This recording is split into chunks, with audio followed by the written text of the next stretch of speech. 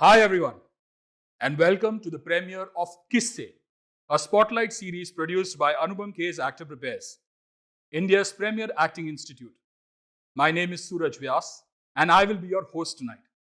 I hope that you and your families are keeping well and safe, wearing a mask wherever you need it, and staying indoors as much as possible. Usually theatre में हम कहते हैं कि please अपना phone silent पे रखिए. But here, we would like to request all of you to just put your phones aside so that you can have a very immersive experience with all of us. Now that the introductions are over, today you are going to see 6 actors from all across the country present their beautiful pieces in front of you. So let's begin. Kisse.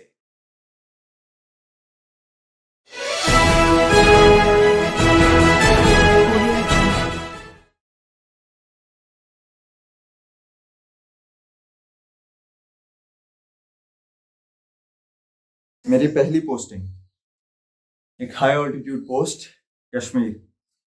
हम 16 लोग थे total.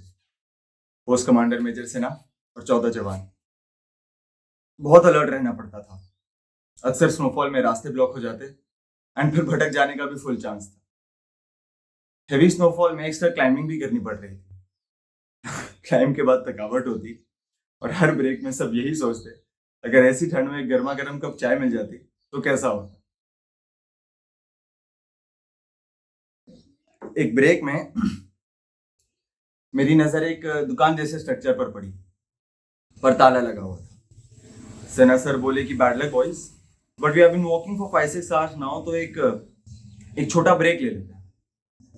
I remember डरते डरते मैंने Sinha sir से कहा कि sir, दरवाजे के उस साइड गर्म चाय का इंतजाम तो हो सकता है, पर ताला तोड़ना पड़ेगा.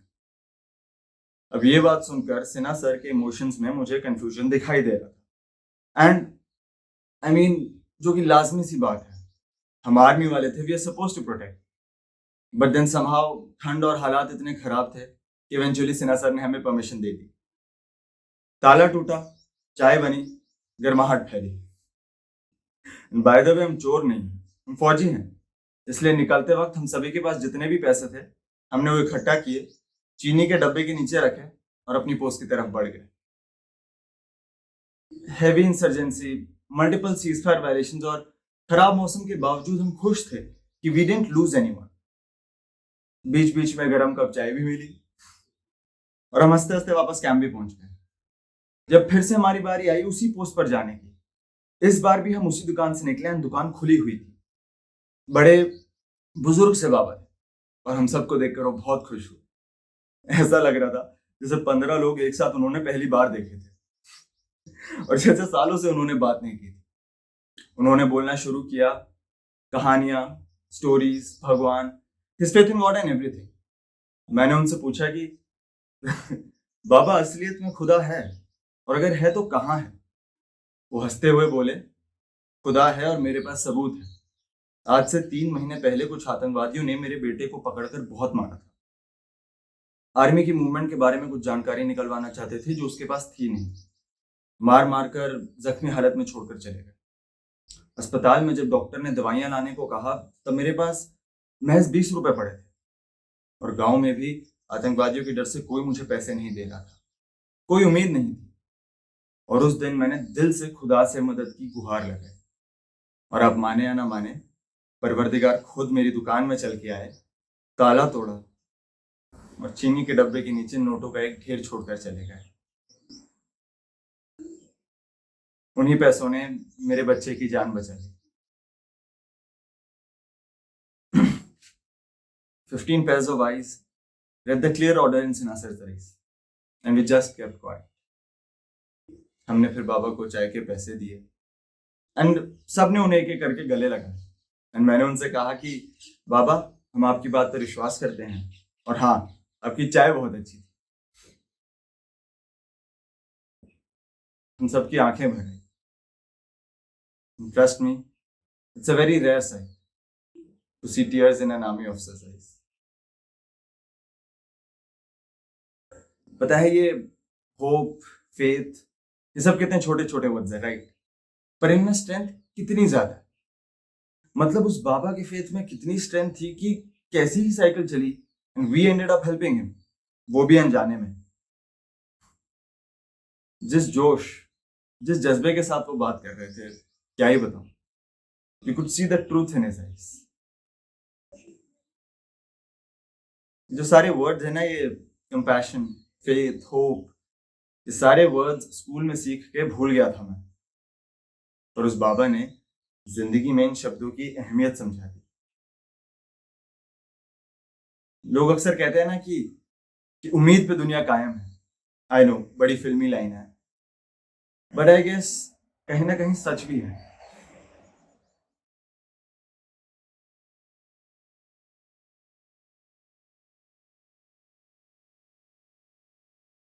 मैं बचपन से ही अपने मॉम डैड के रिलेशनशिप को देखती हूँ।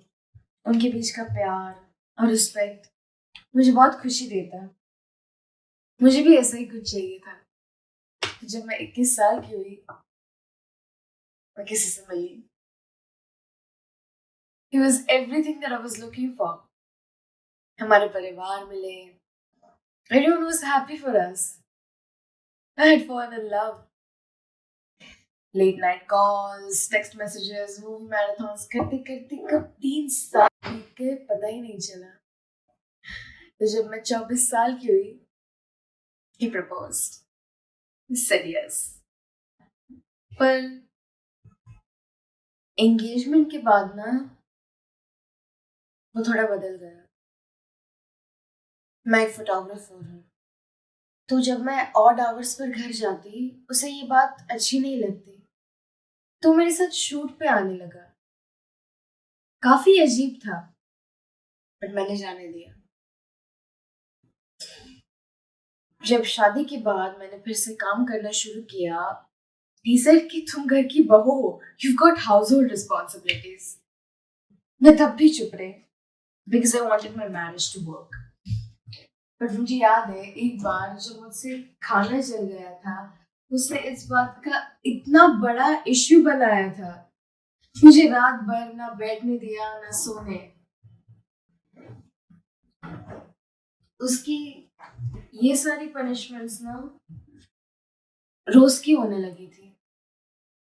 तो एक दिन जब मैंने तंग आके कहा कि this is not the life that I signed up for, तो उसने मुझे कहा कि मेरी ऐसी थिंकिंग के लिए फॉल्ट मेरे मॉम डैड का था। उसने मुझे मेरे घर जाने पर भी अलाउ नहीं किया। उस रात भी उसने मुझे ना बैठने दिया ना सोने। धीरे धीरे मॉम को रियलाइज हो गया था कि कुछ गलत हो रहा है। तो एक दिन वो किसी बहाने मुझे घर ले आए। मैंने मॉम डैड को सब कुछ बताया। उन्होंने मुझे वापस भेजने से इनकार किया कि मैं कभी वापस नहीं गई। 2 वीक तक कोई रिएक्शन नहीं आने के बाद फिर एक लेटर आया, ग्राउंड फॉर डिवोर्स। और मैं मेंटली अनस्टेबल हूँ, उसने ये बात सारे रिश्तेदारों में फैला दी थी। जब मुझे पैनिक अटैक्स आने लगे, तब रियलाइज हुआ कि अननोनली मेरे साइकोलॉजिकल अब्यूज हो रहा था। बट समय बीतता गया, started feeling better. 3 साल हो गए, हमारा डिवोर्स हाल ही में फाइनलाइज हुआ है। मैंने फिर से फोटोग्राफी करना शुरू कर दिया। इन सारी बातों में मैं भूल ही गई थी कि मुझे फोटोग्राफी से कितना प्यार था।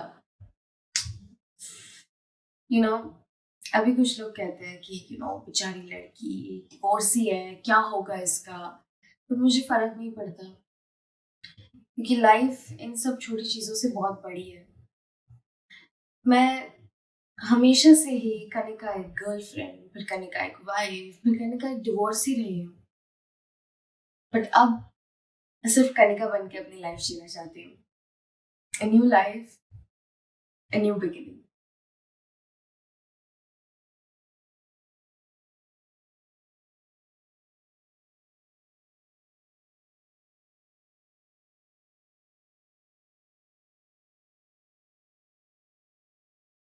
वो 19 साल का था जब पहली बार तकिए पे कुछ बाल दिखे। कंघी घुमाने पर जब हर बार कुछ बाल मेरे हाथों में आते, तो आंखों में आंसू आ जाते। कमरे के हर कोने में पंखे की हवा में एक बालों का गुलदस्ता नाचता है, जैसे कोई हॉरर फिल्म हो। जो जाता है वो वापस भी आता है, ऐसा मानकर मैं अपने नए बालों के आने का इंतजार करने लगा। पर वो तो कभी आए नहीं, और जो थे वो भी धीरे धीरे जाने लगे। अब शुरू हुई टांग खींचे। ओए टकले, गंजू पटेल तेरे खोपड़ी में थे। और सबका फेवरेट, गली में आज चांद निकला। Baldness causes loneliness. आदमी अकेला पड़ जाता है, अपनी शक्ल देखने से भी डरता है, फोटो से डरता है, वीडियो से डरता है, हर उस चीज से डरता है जो उसे अपनी इस हालत की याद दिलाती है। फिर हर तरह का तेल, shampoo, serum, Ayurveda, allopathy, onion juice, माँ के नुस्खे, हाउ टू स्टॉप हेयरफॉल के नुस्खे, do girls like bald man के वीडियोस, और दूसरों की हरी भरी खेती की ईर्ष्या करने में ही सारा वक्त बीत जाता है। रिश्तेदार तो आपस में बात भी करते हैं, इसकी शादी कैसे होगी, अब कोई लड़की मिलेगी क्या इसे। ऐसी बातें आपको सच में अंदर से डरा देती है, because unfortunately you belong to a society which equates masculinity with how much hair you have on your head.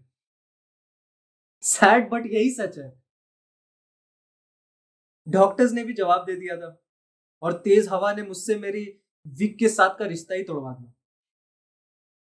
I hope वो मेरी महंगी फेक बालों वाली विग आज जहां कहीं भी हो, खुश हो। मैं सोचता ये सब मेरे साथ ही क्यों, पर कोई जवाब नहीं था, और आखिर में मैंने हार मान ली और अपने गंजेपन के साथ समझौता कर लिया। समझौता करते ही जिंदगी में नए दरवाजे खुलने लगे। ग्रेजुएशन के बाद मुझे रेडियो स्टेशन पे जॉब मिल गई। खुशी इस बात की थी कि यहां मुझे कोई देख नहीं सकता था, सिर्फ मैं, मेरे आइडियाज और मेरे कॉम्प्लेक्स, बस। रेडियो शो हिट हुआ, कॉन्फिडेंस बढ़ा, मार्केटिंग वालों ने फेस बिहाइंड दी वॉइस की बात की, और फिर से मेरे सारे कॉम्प्लेक्सेस वापस आ गए। पर इस बार मैंने उनका सामना किया, फोटोज खिंचवाए, पब्लिक के बीच अपना चांद जैसा चेहरा रिलीज किया, और result millions of compliments. Fans loved the look, too cool for old school कहने लगे। एक नए कॉन्फिडेंस ने मेरे लाइफ पे टेक ओवर कर लिया। You look so cute with no hair, just like Pitbull. ऐसा बोलकर रीना मेरी लाइफ में आई, बात डेटिंग तक चली है, और आगे जाने का फुल प्लान है। See, the thing is, life has its own plans for you. There is no point fighting it. Just accept it and go with the flow. हाँ, ये acceptance तक आने में जान निकल जाती है, but the end result is too good. आज जब मिरर में एक कॉन्फिडेंट, सक्सेसफुल, कंप्लीटली बॉल्ड आदमी देखता हूँ, तो I feel proud because I overcame my own created fear, a fear created by society. Feels so good to stand out in a crowd. Thanks to my shining head. Feels amazing to be different. पर हाँ, आज भी इसी के चक्कर में ठंड में हालत खराब हो जाती है।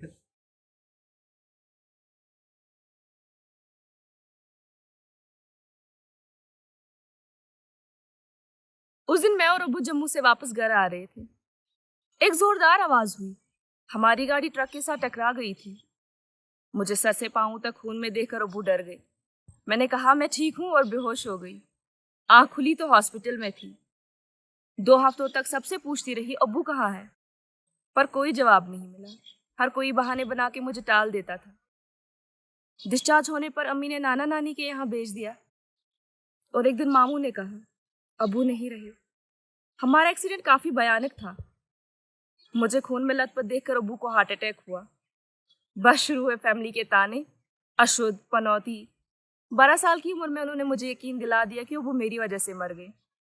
महीनों तक ना कुछ खा पाती, ना सो पाती, कभी भी बेहोश हो जाती। अम्मी को डॉक्टर्स ने कहा मुझे एक्यूट डिप्रेशन है। बस शुरू हुआ दवाइयों का सिलसिला। मेरे अब्बू केमिस्ट थे, उनके लिए आई ऑप्टेड फॉर मेडिसिन। वो होते तो खुश हो जाते। अगर उस दिन मैं उनके साथ नहीं होती तो क्या आज अब्बू जिंदा होते? मैं पढ़ाई पे फोकस करना चाहती थी। एग्जाम्स आने वाले थे। लेकिन वो डरावनी यादें मुझे हमेशा सताती रहती थी। 12 साल से ली हुई दवाइयों ने एक दिन अपना रंग दिखाई दिया। एग्जाम से 2 महीने पहले मेरी लेफ्ट साइड की पूरी बॉडी पैरालाइज हो गई, बेजुबान हो गई, ना कुछ बोल पा रही थी, कुछ भी नहीं। And electric shock is the only solution, ऐसा डॉक्टर्स ने कहा। वो मेरा वेकअप कॉल था। Addiction to the medicine is not the solution.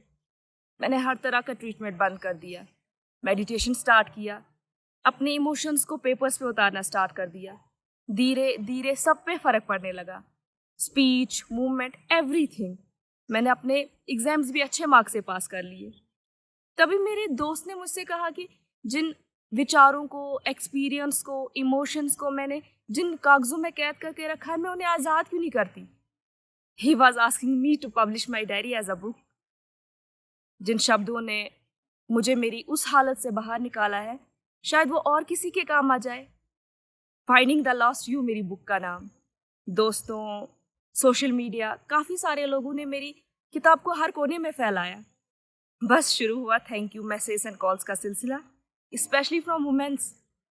मैं जहाँ से आती हूँ वहाँ औरतों को मेंटल इशू के बारे में इतना बोलने की इजाज़त नहीं दी जाती। इसलिए मैंने और ज़ोर शोर से मेंटल हेल्थ के बारे में बताना स्टार्ट कर दिया अपने एक्सपीरियंस के द्वारा। और जिन लोगों को मेरी किताब से फ़र्क पड़ता, उतना ज़्यादा मैं खुद को माफ़ कर पाती। थैंक्स अब्बू for everything. I miss you.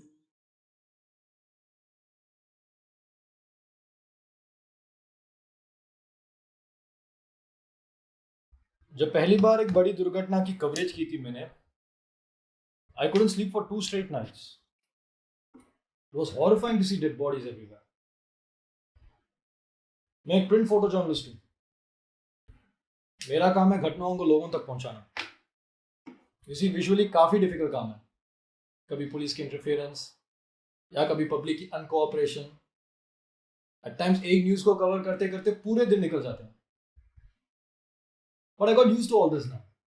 So rather than complaining, I became more passionate and focused to bring the best to the people. जब पहला लॉकडाउन हुआ, I was covering the COVID hotspots.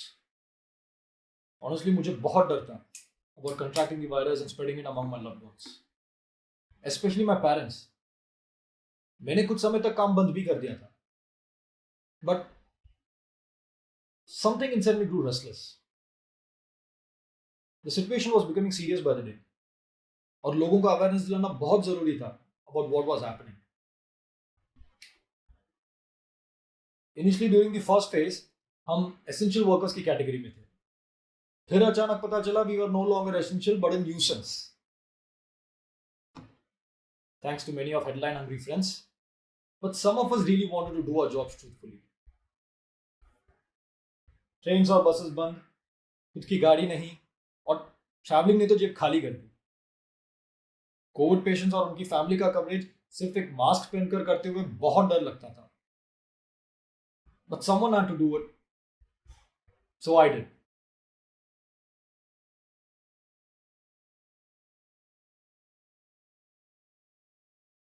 इस सेकेंड वे में मेरा पूरा दिन hospital और शमशान के बीच निकल जाता.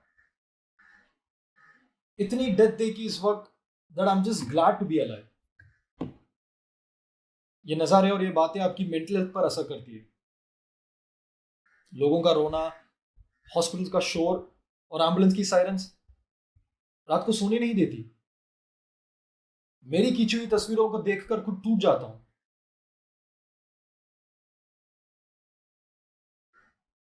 कोविड ने मेरे फैमिली के कुछ मेंबर्स को भी छीन लिया. I had enough. तब एक रात पापा मेरे पास आए. शायद he guessed what I was going through. बोले, सच्चाई तू नहीं तो और कौन दिखाएगा सबको. कैसे पता चलेगा क्या हो रहा है हमारे साथ, इस देश के साथ, उन लोगों के साथ जिनकी कोई आवाज ही नहीं है. हार मानना बहुत आसान है बेटा, पर हार में से जीत को छीन कर लाना ही हमारी ड्यूटी है. That sparked a little confidence in me. मैं एक इंपॉर्टेंट सर्विस प्रोवाइड कर रहा हूं जब देश इस हालात से गुजर रहा है. मेरी कहानी लोगों की मदद करे, इससे बड़ी ब्लेसिंग और सेटिस्फैक्शन मुझे नहीं मिलेगा. लोगों की आवाज़ बहुत दूर तक पहुंचाना, उन्हें वो सारे रिसोर्सेस सही समय पर मिलना, यही मेरा लक्ष्य है। और यही उम्मीद है लोगों को मुझसे इस कठिन परिस्थिति में।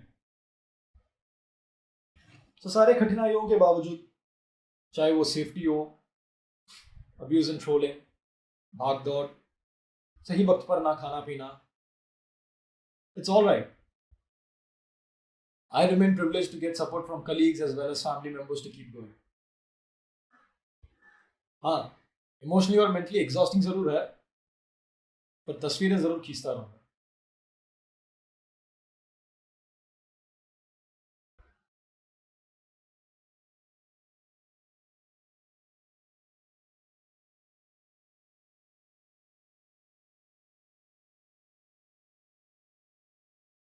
दुनिया में बेस्ट शेफ कौन है? ऑफ कोर्स मेरी नानी। नानी के हाथ के laddoos and chakris, they are the best. मम्मा के not cook like nani and dad और मैं इस बात से एग्री करते हैं। इनफैक्ट मम्मा ने भी आजकल एक्सेप्ट ही कर लिया है। नानी कुक्स फॉर एवरीवन, फेस्टिवल्स के समय शील मेक मिठाईज एंड नमकीन्स, रिश्तेदार हो, दोस्त हो एंड इवन स्ट्रेंजर्स, सबके लिए। दैट्स माई नानी। एक दिन एक अननोन नंबर से कॉल आया।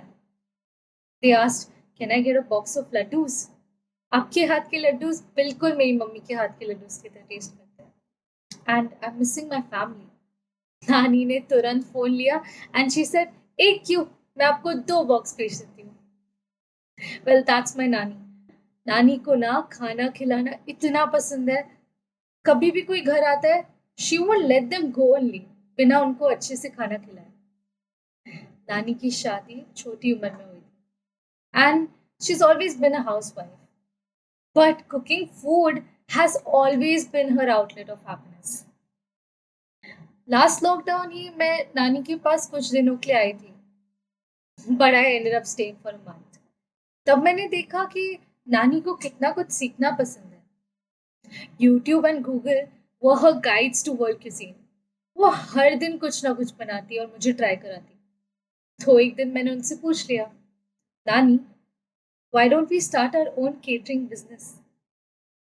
आपके टैलेंट को हम बिजनेस में क्यों नहीं बदल लेते? वो हेजिटेंट थी, बट फिर उन्होंने एग्री किया and she took up the challenge. तब से मैंने अपना काम शुरू कर दिया। My job was to do packaging and marketing and my nani would handle the cooking. पहले वीक में हमें 40 बुकिंग्स मिली। Can you believe that?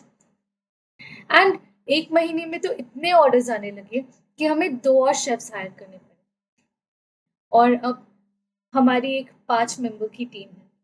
छोटी सी टीम है, but we work and we get orders every day and our business is blooming. 70 years की age में मेरी नानी को उनका फर्स्ट सैलरी मिला, 3,000 rupees. And she was so excited and happy. I cannot tell you. She's like, I'm never going to spend this money. मेरी नानी ने अपना पूरा टाइम और पूरा लाइफ किचन में रहकर डेडिकेट किया।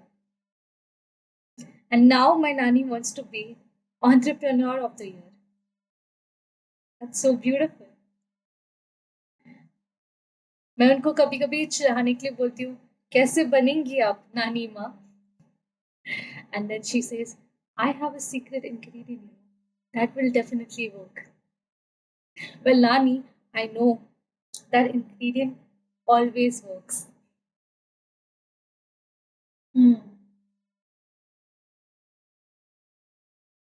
So, this brings us to the end of the show. I hope you all have enjoyed as much as we have. Please do not forget to put your feedback in the comment section and like and share our presentation as much as possible. Because as you all know, appreciation is an actor's fuel. So please be generous. So let me introduce you to our wonderful actors. Shubham Bijarnia from New Delhi. Banshri Parmar from Vadodara. Yuvraj Mishra from Delhi. Khushbu Rahman from Kashmir. Sadasivam from Chennai. Shreya Verma from Mumbai. I hope you have enjoyed tonight's presentation. For more updates on future presentations, kindly visit www.actorprepares.net. So until the next show, goodbye, good night, stay safe, stay healthy. Bye.